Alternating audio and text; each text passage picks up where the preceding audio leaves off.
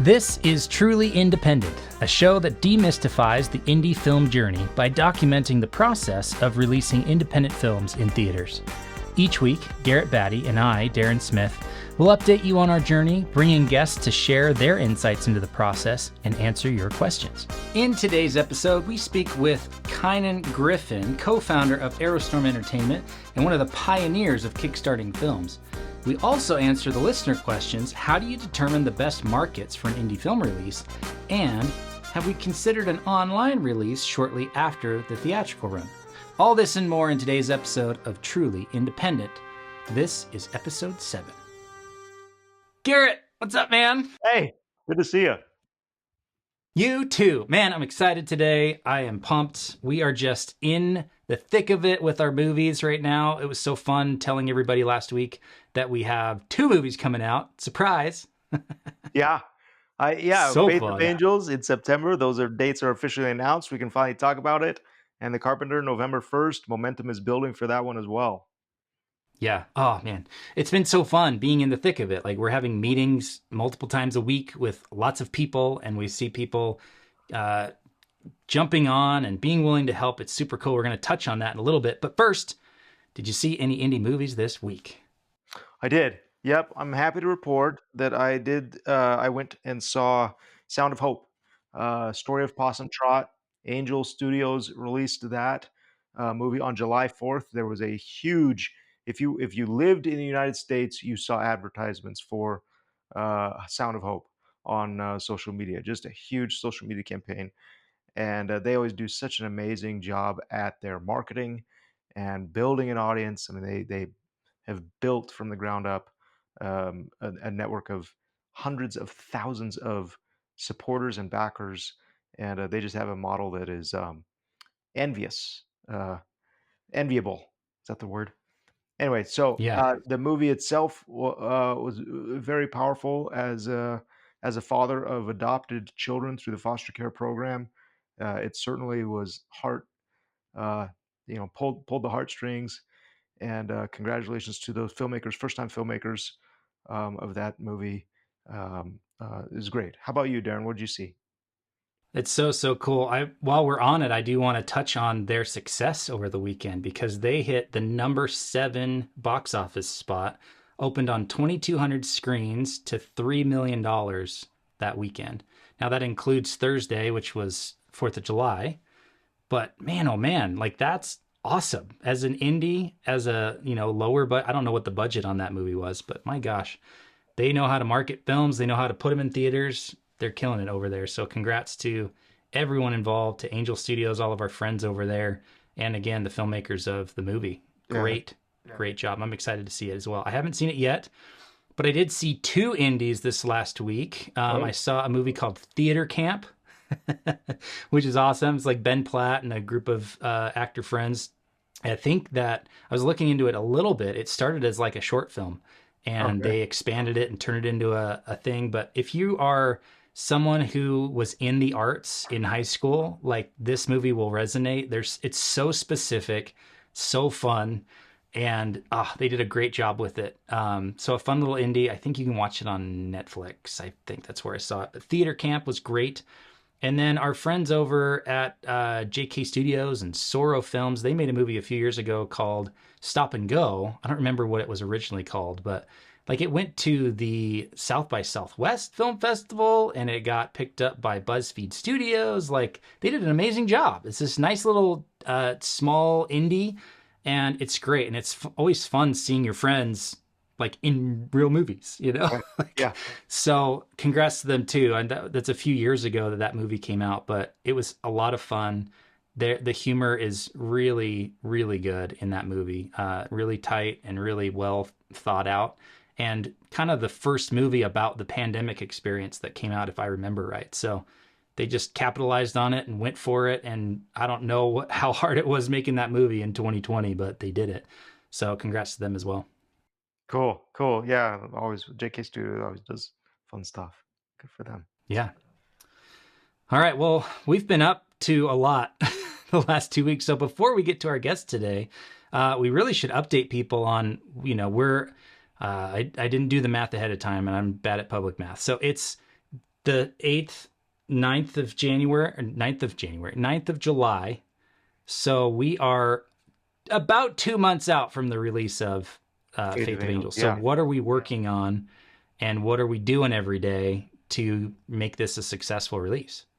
So one of the things we did this past week that was that we're thrilled about and is turning out is we released the trailer via an Up Viral campaign. So it was a campaign to unlock the trailer. We posted it not publicly, not on social media or anything like that. Just put the trailer behind essentially a, a locked vault, and you had to put your email in order to access it. The idea was that you unlock the trailer and share it, and then the more shares that you do, um, you receive points toward viewing the movie at an advanced screening. So it's a little bit scary because you think, oh, we're going to launch this trailer and then limit the access to it and limit the views. Is that worth it? And Well, I think it's really worth it. Like, if you're talking about, trying to build an audience, I've been doing this for over a decade now. And if you can get 100 emails from a campaign like that, that's amazing. Like, that's 100 people. That's a small theater. That's a small venue of people that are there saying, yeah, we're interested and we're supporting you and we want to be involved and we want to know about this. So far, and this is a 2-week campaign that we've set up, and so you can see the trailer for Faith of Angels for 2 weeks if you go to this Up Viral site. We'll put a link in the show notes as well, and you can watch it, and then it gives you an opportunity to share it online, and so it encourages and incentivizes sharing as well, because people can get access to things like screenings and other stuff. But in a week, we've done nearly 1,000 people have signed up for this. So 1,000 emails that have been added to our email list that are now people that we have permission to contact again, to tell them about the release, to tell them about the Kickstarter, to tell them about all the things. And I just said a word that we haven't even touched on yet, but like, that's the strategy there, is like the 2 weeks before the next thing we're going to talk about, we did this Up Viral campaign to try and get as many new people into our kind of little ecosystem of email as possible. And it's going really, really well. We have 1,000 new people that have joined the email list. That's awesome.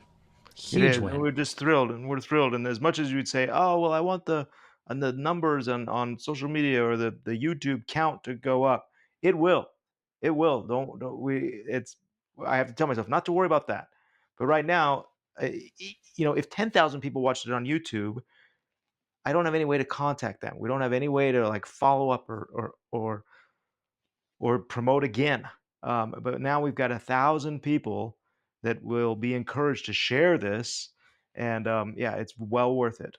So we're very excited about that. And Darren, you gave a little hint to Kickstarter.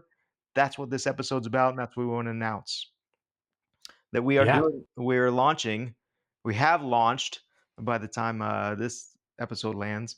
We have launched a Kickstarter campaign for Faith of Angels. We had so many people reaching out saying, "How can we help? This is exciting. We want to see this movie."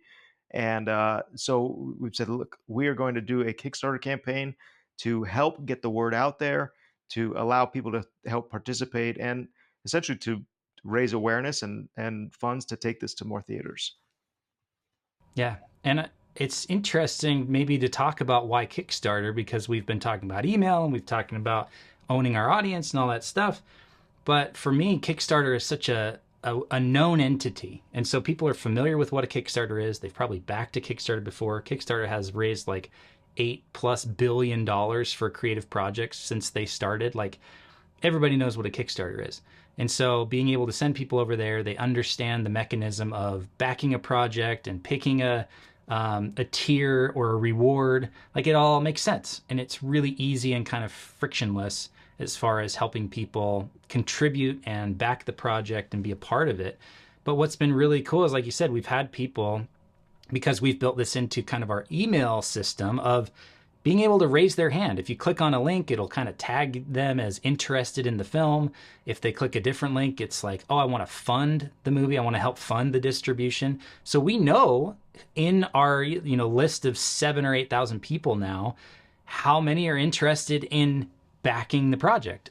Maybe not in those terms, but now that we have a Kickstarter that's out, we can then, and we will have by the time this email or this episode is released, we'll have told them, hey, a Kickstarter's coming. Get ready, get prepared, because we need your help sharing it. We need your help donating. We need a bunch of people to contribute on day one, because that helps the algorithm on Kickstarter kind of take it up a notch and put it in front of more people. That's free marketing. And so I'm really excited for how we've been systematically thinking about how do we build the audience? How do we give them the next thing, the next thing, the next thing? Because what we've touched on a number of times, I think, is, well, if you don't want to be a flash in the pan, you don't want to be 3 months out and have a big marketing push and then have that die out and then nothing until your movie comes out. So we're thinking about how do we build over the next 2 months so that we have this momentum going into opening weekend, rather than, oh shoot, everybody already saw this stuff and they're not going to see it again and now they're not going to show up. Yeah. That's exactly right. And so I did one of those things, Darren, that you always joke about, where I say, yeah, just kind of end the sentence, which is fine, because your point was made, and so I don't need to re-emphasize that. Our guest that is on this episode, because of the nature of what we're doing with Kickstarter, I reached out to a friend, Kynan Griffin, who has essentially been what I think is this pioneer in independent film and Kickstarter, and that combination, and how to maximize those two um, avenues of raising funds and awareness. And so Kynan was kind enough to chat with us, and we're gonna chat with him now.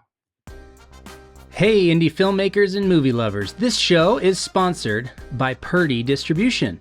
Since 2011, they've been bringing incredible independent films to theaters, like Garrett Batty's The Saratov Approach, T.C. Christensen's Love Kennedy, and McLean Nelson's Once I Was a Beehive. They've worked with top-notch directors like Mitch Davis and Mark Goodman, specializing in family, faith-based, and funny films. This year alone, they've released hits with JK Studios like Go West and Villains Inc., and have even branched out internationally with films shot in South Africa and Japan. Purdy Distribution works closely with indie filmmakers, designing personalized distribution plans, whether it's a theatrical release or straight to streaming on platforms like Amazon, iTunes, Google, and more. If you have a PG or PG-13 film ready for the world, think about reaching out to Purdy Distribution. They're approachable and knowledgeable, ready to help you visualize your film's distribution. Even if your film isn't fully polished, they can offer valuable guidance. Plus, if you need that crucial distribution piece for investor packages, Purdy Distribution can provide a letter of intent to distribute, helping you secure funding without locking you into a contract. Mark your calendars for Purdy Distribution's upcoming releases: Tokyo Cowboy on August 30th, the digital release of Thabo and the Rhino Case on September 1st, Faith of Angels in theaters on September 12th, Villains Inc. on Amazon and iTunes on October 1st, and The Carpenter on November 1st. To stay updated on these releases and more, sign up for their newsletter at purdydistribution.com. That's P-U-R-D-I-E distribution.com. Now, back to the show.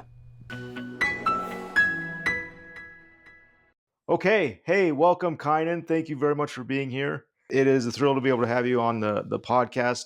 This is Kynan Griffin, someone that I like to consider one of the pioneers of at least Kickstarter and doing independent films, and I've always admired everything he's done. If you go to his IMDb, there are, what is it? Is it 1,000 yet credits, Kynan? 1,000, yes, 1,000 credits. Now, we've probably made about 25 movies and a TV series. So, yeah, been busy. Yeah, been very busy, and it's been very fun to watch you do these Kickstarters. So that is the topic of what we're covering this episode. Darren and I are getting ready to do a Kickstarter for Faith of Angels, one of our films that we're releasing in the next 4 or 5 months. And so I thought, well, hey, why don't we reach out to somebody who has done this, who has proven it, and could perhaps give us some great advice and good advice to the listeners on, does a Kickstarter, how do you maximize crowdfunding for independent film, either releasing or funding it.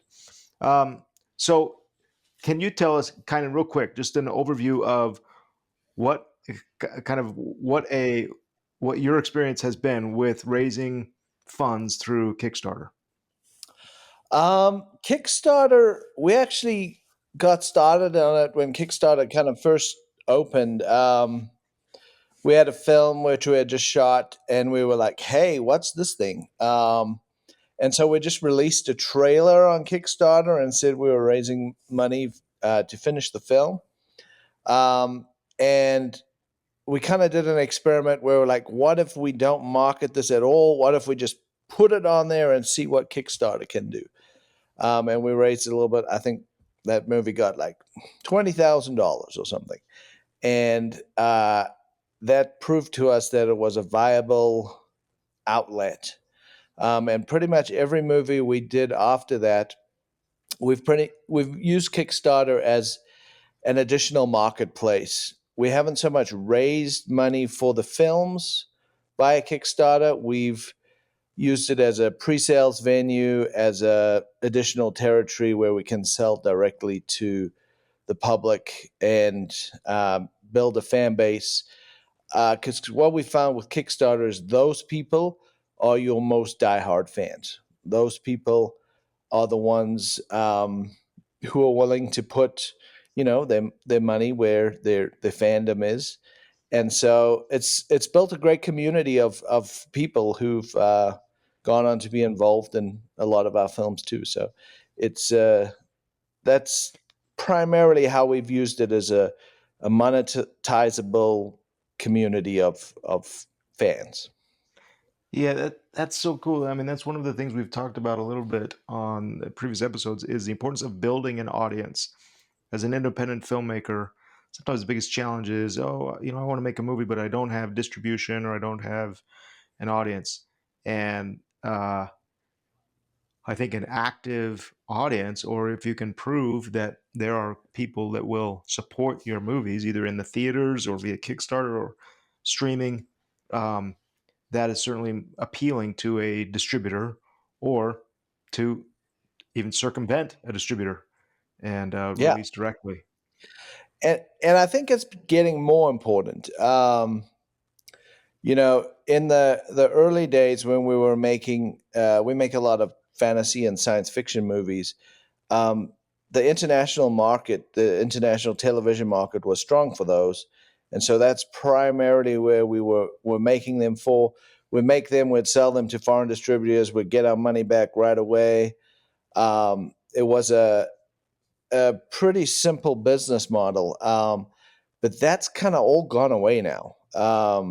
Those foreign sales territories, like no one plays movies on TV anymore, hardly at all. And they haven't really developed kind of AVOD and other streaming systems of their own and all around the world. Like the US has a lot of outlets, but foreign, they've kind of like shut down almost entirely. So it's hard for independent films to make money in the same manner that they used to. And so I think places like Kickstarter are becoming more and more important, actually. On our we have a series called Mythica, which is 6 films now. Um, and on that one, that was the first time we used Kickstarter before we had actually shot the film. So we used Kickstarter to raise money for that film and release it, just because the market's changed a lot in the since we released the first Mythica film. So it really is becoming an essential outlet to sell directly to your audience. Kynan, can you give us an idea? Because you said you started kind of when Kickstarter started. That's like 10, 12 years ago, right? So how many people did you reach from that first Kickstarter, and what's kind of the trajectory been? Because I think a lot of people go, well, I can't raise $1 million, so I might as well not even try. But you said you raised 20 on your first one. What's kind of the trajectory been over, I don't know, 10 or 12 Kickstarters that you've run now?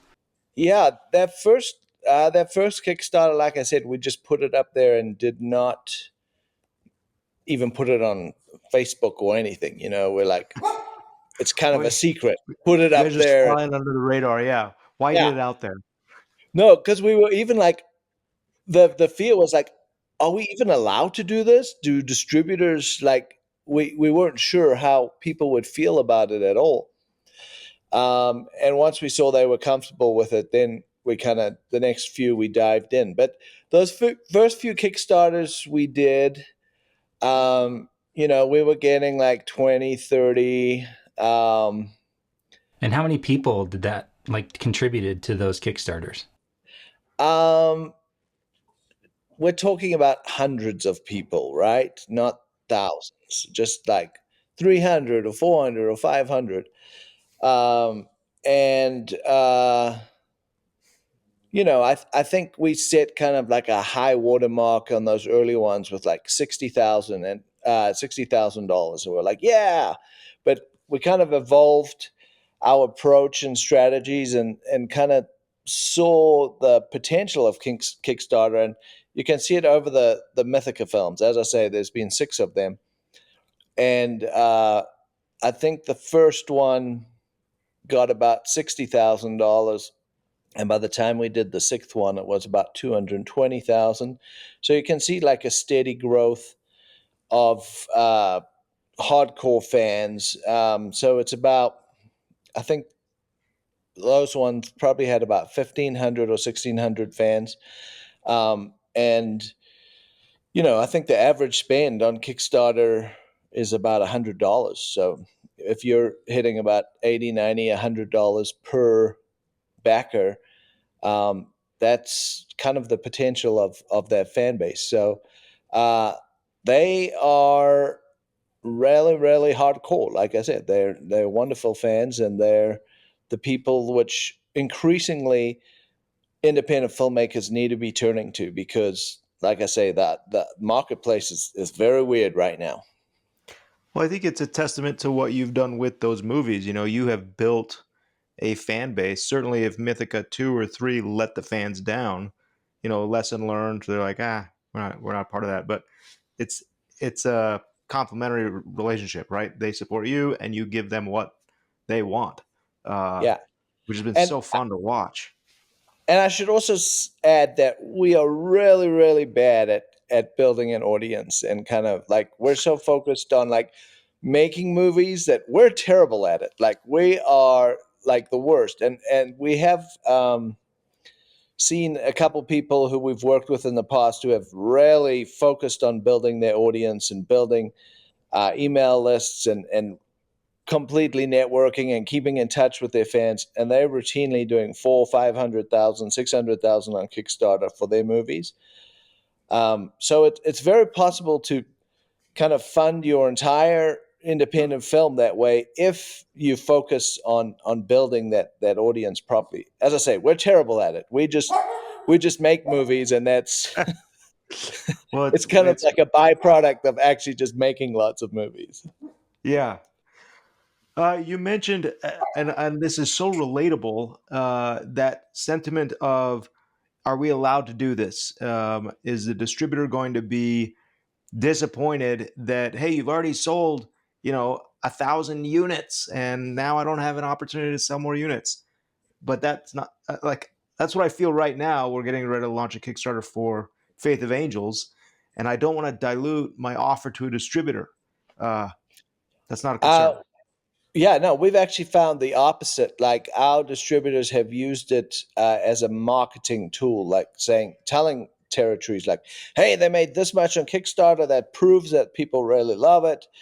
And so it's quite the opposite. And also, I do believe it's a super effective marketing tool to just get the word out about your movie.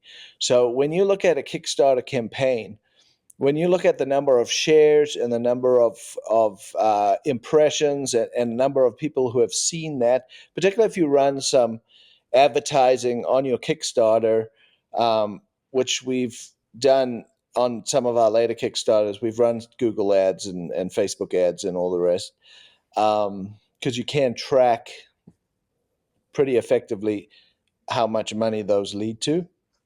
Um, you start seeing that your movie is now getting tens of thousands of impressions uh, everywhere. So even just your Kickstarter fans sharing it, if you have, say 1,500 people who back your project, you know that about 20,000 people have looked at it and been like, huh, that's interesting. And so it Yeah. gets the word out about the film uh, way better than any other platform that I've seen.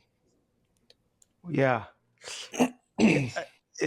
That that's encouraging because it's exactly kind of where we are. The movie's done. We're getting ready to release it. And in September, if people don't know about this movie, they will not be able to see it. Uh, and so I think the more we can tell them the early on, the better opportunity we'll have to recoup in the theaters. Kind of what can you tell me about the rewards? Are there rewards that you've seen that are more effective or low Um, price or high price? What insights do you have? I think the more personal, the better. So, of course, the bulk of the rewards that people get are um, just buying physical product, actually, still, and people like physical product. The people on Kickstarter are people who still want you to send them a Blu-ray or a DVD. The more fun you can make that packaging, the more exclusive you can make it to Kickstarter. Um, on a little horror movie that we did with Rob York a couple years ago, um, he made like vintage VHS copies of it because it was kind of like an 80s throwback horror movie. Was that the And Curse of Crom? yeah, and So fun. that that was some fantastic packaging. Like it came in like an old battered plastic case, even like a video store. Um, so you know, I think giving them something which they can't get somewhere else. Of course, the bulk of your people are just going to take the digital download or the Blu-ray, but as many opportunities they can get to interact with. Uh, they really like the stars of the movies, so signed posters, signed copies of the DVDs. Those things go well. Meetings, like we've given away Zoom meetings. We've given away like cameo style greetings from the actors. Um, Mm, just a sidebar to that. Uh, a Kickstarter can become very successful based on who's involved in the project. So if you have actors, directors, whoever with a large existing fan base already, um, get them to leverage that on behalf of your Kickstarter. An actor, for instance, uh, even if their fee to be in your movie is high, if they agree to support the Kickstarter and have a big fan base, they'll pay for themselves like right away.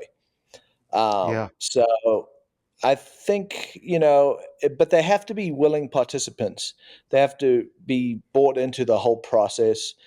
And you can figure out with them how to compensate them, um, how they can benefit themselves from leveraging their network as well. But on Mythicus 6, just the fact that Jake Stallone, who was one of the actors in the first 5 Mythica movies, he came on board as the director of the 6th one, Yeah. and he's built a very active fan base himself. He's really nurtured that and helped that, and that helped tremendously with the Kickstarter. And a lot of the people who came on board were came because they could get personalized rewards from Jake. So that's kind of something to really focus on. How can you give your fans something different than they can just get anywhere else? That's good. Yeah, that's very insightful. So, Kynan, you and Jason have been business partners for a long time. You've been independent filmmakers for a long time. I'd love if you could speak to some of maybe the ethos of your company, the way that you guys have approached the way that you do movies, because you guys aren't, it doesn't seem from the outside looking in that you're trying to become the next like Star Wars director producer. You're like, happy with what you're doing. you love this independent thing. Can you speak to that kind of ethos and your mindset around being an independent? Yeah, I think we've always just focused on making the movies that we would have loved to watch. Maybe we're trapped in a permanent adolescence or something. It's probably a mental disorder, but we we make movies which we would have loved to watch as adolescent boys. And so, yeah, the focus has very much always been on, is this fun? Does this capture our imaginations? Is this something which we think other people like us would be excited to see? And so we've never really done, we don't write spec scripts really. We only create the things that we're going to make. And so, we get ideas which we get excited about. And I would also say that every project is kind of like an experiment. We treat every project as like, hey, let's see what happens if we do this. Nothing is that precious, I think, to us. We love it, we enjoy it, but it's not like something which is like, oh, I'm gonna see this one through to the end of my days. It's more like, hey, wouldn't it be cool if we did this? And so you try things, and it's some things have turned out more successful than others, but I think we've learned something from every project, and every project is fun. And we used to go to Comic Cons and things like that, and it's always refreshing to actually go, meet the fan base and meet the people who like your movies, because that's why you make them. It's you love to meet the guy who says like, "Oh, this is my favorite movie," and you're like, "Really?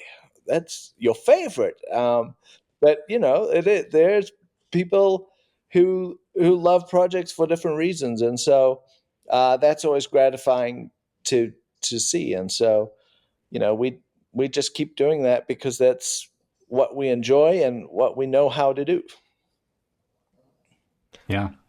That brings up one other quick question then. I might move this earlier in the conversation, but like where is it most effective for you guys to run a Kickstarter? Early, like the first money in to even validate a project? Have you ever used it to validate the demand for a project? Or I know you've done some like just for post-production, so you've already made the movie, but now you're raising money for post. Like, do you have any recommendations, or what's your experience been about the different timing of where the Kickstarter goes in the fundraising process? I think, as you say, we've mainly done it for kind of post production. And what's good about that is you already have like footage you can show people. It makes the marketing materials super easy. We've only done it once where we've done it before we shot the project, and that was on Mythica 6, the one we just most recently did. And that was an interesting process to kind of pre-create marketing materials. And also because it was like a follow-up to a series which had kind of concluded and was kind of relaunching in a different direction. There wasn't that much we wanted to give away about the story. And so it was this interesting juggling act of like how to get people excited about this without telling them too much. So I don't think it matters if you do it after you've shot the project or as you're planning the project. If you're doing it before you shoot the project, I would say get as many things in place as possible, especially personnel. So if you can get a key actor on board, if you know who your director is, get the key people in place already so that you can use them in the marketing of the Kickstarter. So you're not just saying, hey, we got this project that's going to be cool. As many specifics as possible, just because leveraging those people's networks is so important. Like, leverage your actors' networks, leverage your directors' networks. So yeah, and then you can also customize rewards based on those people, which is very key. Kind of one question, and you've been generous with your time already, so I don't want to overstay. Uh, you're welcome. Uh, but one question, you raised 10,000 on Kickstarter. How much goes to Kickstarter? How much goes to rewards? Is there a simple math that you estimate Yeah, what you keep? I think like I gotta remember. I think like 5% goes to Kickstarter and like 2 or 3% to your credit card processor. So you lose about 8% right off the bat in just fees. We also like to use BackerKit, which is a fulfillment. It helps you with fulfillment, but also helps with marketing post the Kickstarter and actually during the Kickstarter. Okay, I'm going to put a plug in here for BackerKit. BackerKit is an amazing service. Um, it also allows you to email all your previous Kickstarter fans, and once they've backed the project, they stop getting emails from you. So they have some cool tools in BackerKit, and they'll make your shipping easy. You can ship entirely through them, or you can just buy postage through them, and it will organize all your groups. And you can upsell your Kickstarter backers. So usually we find if we use BackerKit, we get enough post Kickstarter sales to cover our entire shipping costs. So Oh, wow. BackerKit basically becomes a free because you upsell. So like on Mythicus 6, for instance, I think we did like 215, say, on Kickstarter, and then on BackerKit we did another additional 18,000. And like people know about BackerKit, and they know like, oh, I can get more rewards down the line if I just. So I'll just back the Kickstarter. And BackerKit's actually launched like a competitor to Kickstarter for people who have already done a lot of Kickstarters. You can bypass Kickstarter and just use BackerKit entirely to do all your marketing. So Go straight to your Brandon, backers. yeah, so Brandon Sanderson, he did that massive Kickstarter, for instance. His Yeah. follow up to it was just on BackerKit because he has just marketing to those Kickstarter fans. So Amazing. it can be a good tool, but I would say, yeah, you lose 8% to credit card and Kickstarter, and I would count on at least another 10% in shipping. Okay. Okay, that's helpful as we put this together and kind of estimate what our goals are. Low goal or high goal as far as what you'd recommend. I know you have to meet the goal in order to collect any of it. Our experience has kind of been that uh, at first we'd set low goals and we'd be like, oh, we doubled our goal. But then once we started setting the goals high, it's almost like if you set the goal high, you'll get there. Um, if you're marketing properly and all the rest. So it's on Mythica 6, we set the goal at 200 Wow. because we were like, hey, we can do that. We know we can do that. So Yeah. um, I don't know. Choose what you want to reach and go for it. It's It's that easy. You make it sound so easy. I it's it's only easy if you have and it's not easy at all. It's a Yeah. whole like we like to run them for 30 days. There's no reason not to run 30 or 60 days. We run them for 30 days because it's so much work every day that we're just like this is a huge distraction in our lives, and basically you have to set aside that month for it's just a mental distraction even if you're not working on it all day long. So Right. Right. yeah, it's there's definitely you don't want to fatigue your audience. You don't want to fatigue yourself by just constantly blasting people for 2 months of back my Kickstarter. Though it's been proven that there's no reason not to do 60 days. You're going to get just a little bit more money. So, Yeah. Okay. This has been super helpful and super insightful and a little bit intimidating, but but I'm encouraged. I think we're going to move forward with our Kickstarter so we can get this movie out in front of as many people as want to back it. yeah, get those actors on board. Get them on board to push it and push it. That's smart. And, That's smart. leverage their networks. Kind of Awesome. where can our listeners find out about what else you're working on, or what do you want to plug? If you, we have a website, arrowstormentertainment.com, or you can find us on social media. You can look up the Mythica movies on social media or Arrowstorm Entertainment.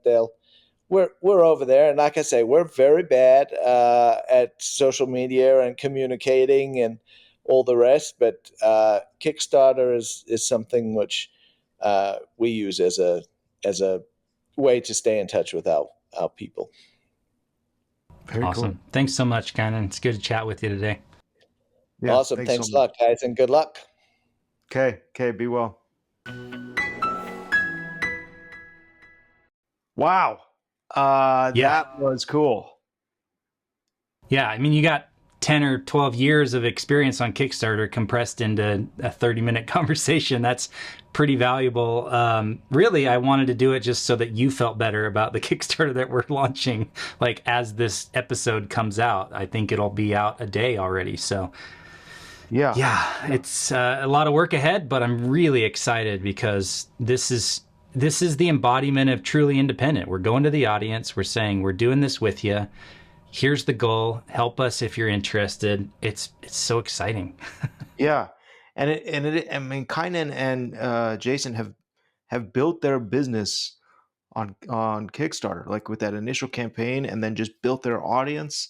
And now he says, yeah, for Mythica 6, you got 200,000 via Kickstarter, plus another, what do you say, another 20%, another 18,000 on Backer Kit.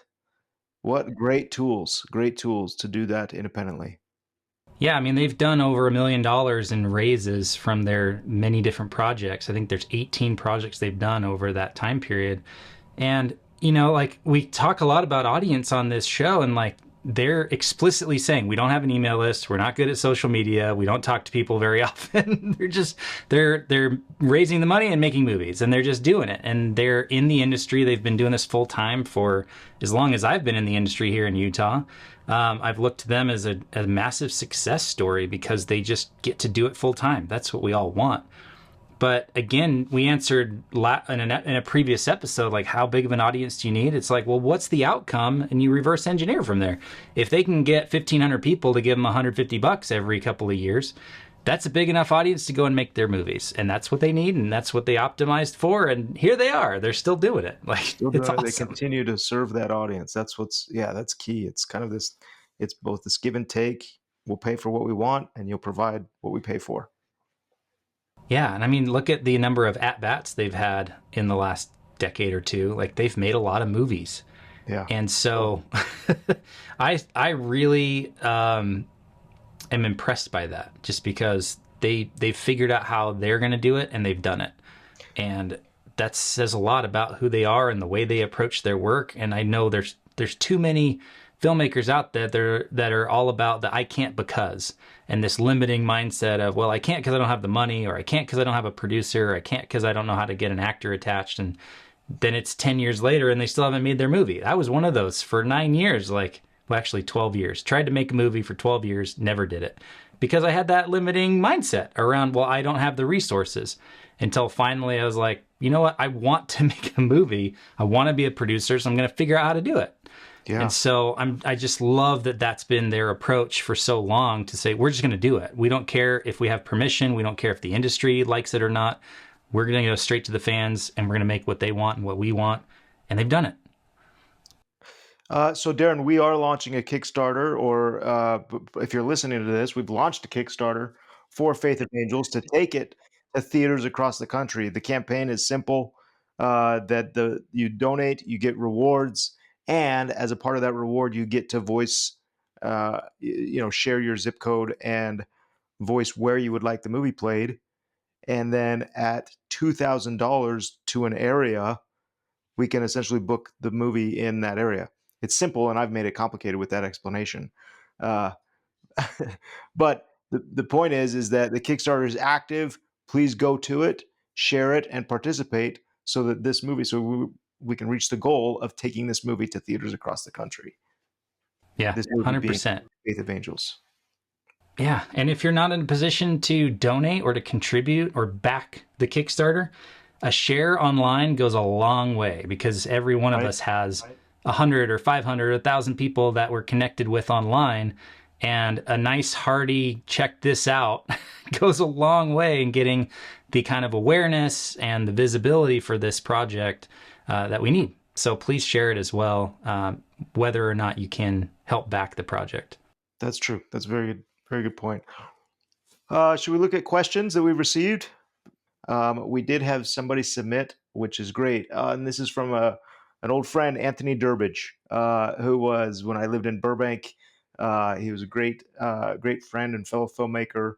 And we've lost contact, but this podcast has caught his attention. So he reached out. Oh, that's so cool. Yeah, this is great.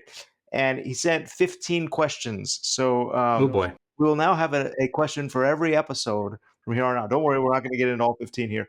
But he asked, how do you determine the best markets for an indie film release? And I think that's certainly fitting to what we talked about with the Kickstarter. With Kynan and Jason at Aerostorm, they have built. They love this fantasy genre, and so they find markets and areas to release their films in there. To people who respond to that genre. What do you think, Darren? How do we determine the best markets for an indie film release? Yeah, there's a principle I try my hardest to live by every day, which is the easiest path to success is to put what you do exceptionally well adjacent to the people who already overvalue what you do. I'm going to say that one more time because there's a lot of words. So put what you do exceptionally well adjacent to the people who already overvalue what you do. What does that look like in film and releasing a movie? Well, let's take Faith of Angels as the perfect example. We're starting the movie, we're starting the release in Utah, or the Utah DMA, which we talked about with Susan. And so that's an audience of people who overvalue true stories about people in Utah that have a faith-based element. So we're hitting our market really hard. We're not going to foreign sales first because they don't know who we are. Our actors aren't big enough overseas to be able to have the kind of draw or the kind of pull or the kind of value. I hate that concept of actors don't have value, but the people outside of our country don't necessarily overvalue what we do, but Utah does. And so strategically, we're going to them first because they're going to show up in droves. We already know that. We can already look at the counts of people who have, submitted their names and want it at their theater and want to donate and want to be a part of the film. And it's really concentrated in Utah, Idaho, the Utah DMA. So we start there, and then we use that to prove the market. And then the market responds by letting us expand and go wider. And so whether it's a film, whether it's your business, whether it's your script, the secret, I think, is to try and put what you do exceptionally well in front of the people who already value it, who overvalue what you do. So don't take a horror movie to a faith-based filmmaker and vice versa. Align with the people who already see the value and are ready and hungry for it. And that is how I try to approach everything I do, whether in film or business, because it just is a secret or a principle that's worked time and time again. That's really cool, Darren, and good for indie film releasing and good for business in general. Great input. Another question that came in is that, he says, have you considered an online release shortly after the theatrical run? And we can talk about windows and things like that. And that's a question we get because we build an audience, we build this marketing wave, this tidal wave of awareness, and to put it in theaters. And then is there an opportunity immediately thereafter to capitalize on that and put it in streaming so that you're not having to recreate that momentum. And it's certainly a mindset. I think that there is evidence through, especially through the pandemic and post-pandemic, when studios in Hollywood tried day and date releases, and that seemed like it didn't go well, where it deflated your theatrical release, and audiences tended to not respond as they might have had the film only been exclusive to theaters.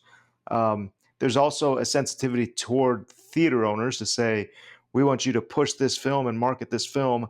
Oh, and by the way, it's coming out immediately on the heels of this release. So again, the theater owners are saying, well, why are we pushing the audience and awareness for this movie that people are going to purchase somewhere else, not at our theaters? So I personally believe that there's enough evidence and enough support to say, look, the theaters get the first shot, and that is our focus. And after that release, we'll position the film for streaming and post theatrical markets. But I don't want to blur the lines between those two. Yeah. The data also shows that it's not smart to eat into your theatrical release, especially as an independent filmmaker. So there's two sites I would point people to that I love reading. So one is stephenfollows.com, STEPHEN follows.com. The other one is Entertainment Strategy Guy, which is entertainment.substack.com. And both of them have reported extensively on this. They've gone in, they've run the numbers, they look at the data. They're both extremely data-driven people, and they report on film. And the data across the board, whether you're a studio or an indie, is like, don't eat your own tail when it comes to your theatrical release. It's always better to have a full theatrical run and then then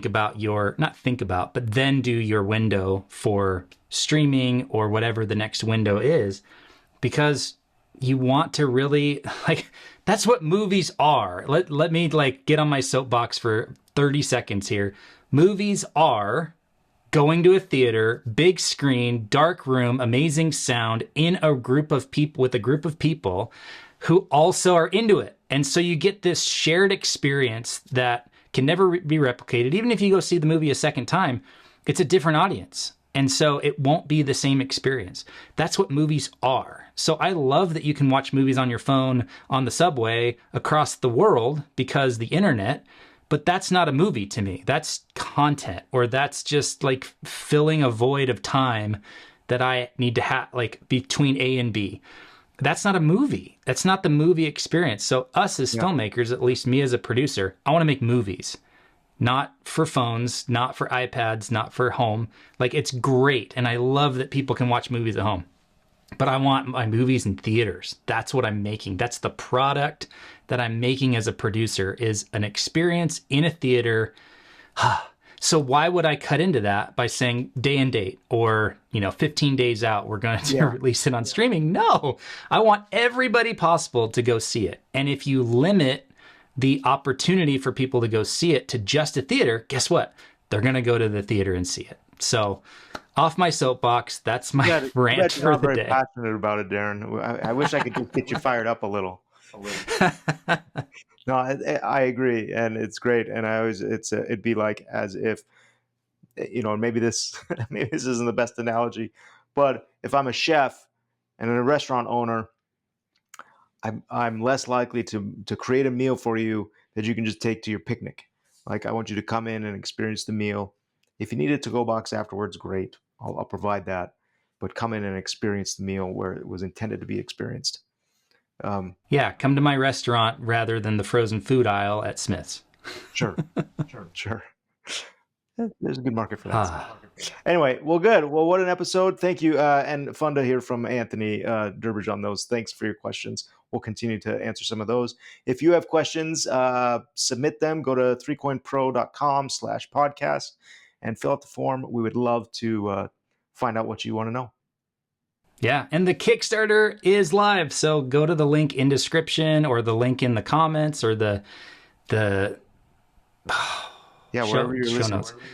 Or the link in the show notes, and that is where you can go and you can contribute and you can tell people about it. We're going to run this for like 30 days. So it's live as of yesterday.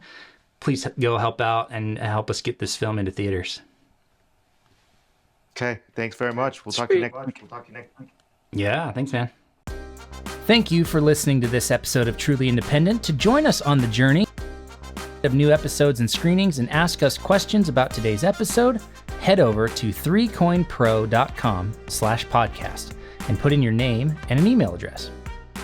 If you're a fan of the show, please leave us a review on your favorite podcast app and be sure to episode with a friend.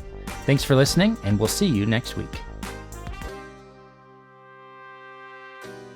Our intro and outro music is Election Time by Kynan Griffin.